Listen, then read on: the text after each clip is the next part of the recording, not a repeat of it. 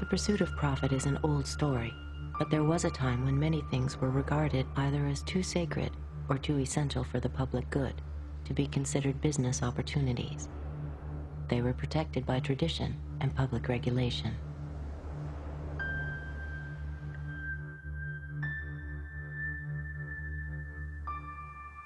We can really begin to take a look at the emergence of the modern age with the enclosure movements of the great European commons in the 14th, 15th, and 16th century. Medieval life was a collectively lived life. It was a brutish, nasty affair, but there was a collective responsibility. People belonged to the land did not belong to people. And in this European world, people farmed the land in a collective way because they saw it as a commons. It belonged to God. And then it was administered by the church, the aristocracy, and then the local manors as stewards of God's creation.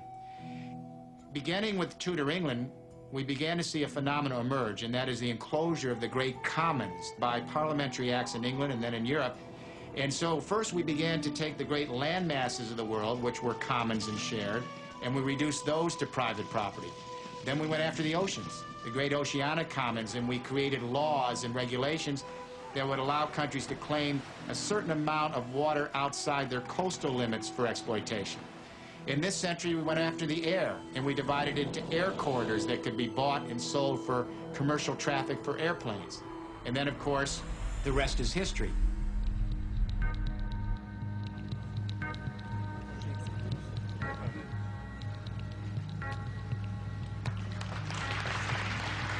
With deregulation, privatization, free trade, what we're seeing is yet another enclosure and, if you like, private taking of the commons.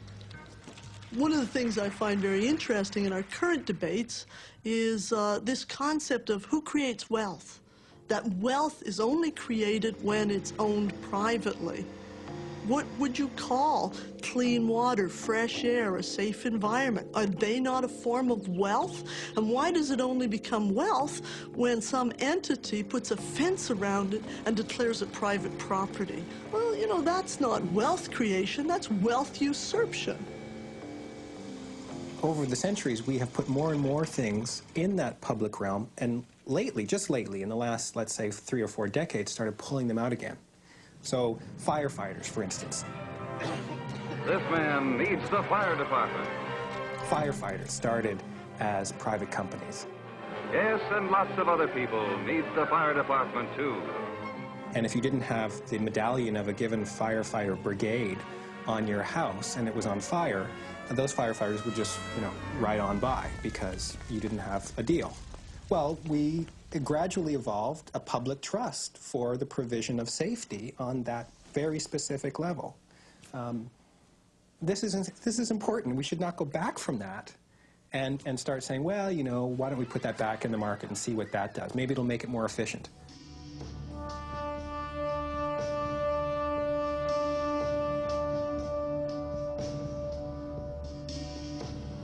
The privatization does not mean you take a public institution and give it to some nice person.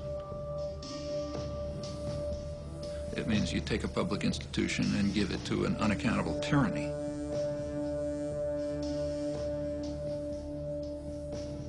Public institutions have many side benefits. For one thing, they may purposely run at a loss. They're not out for profit. They may purposely run at a loss because of the side benefits. So, for example, if a public steel industry runs at a loss, it's providing cheap steel to other industries. Maybe that's a good thing. Public institutions can have a countercyclic property. So that means that they can maintain employment in periods of recession, which increases demand, which helps you get out of a recession. A private company can't do that. In a recession, throw out the workforce. That's the way you make money. There are those who intend that one day everything will be owned by somebody. And we're not just talking goods here. We're talking human rights, human services, essential services for life, education, public health, social assistance, pensions, housing.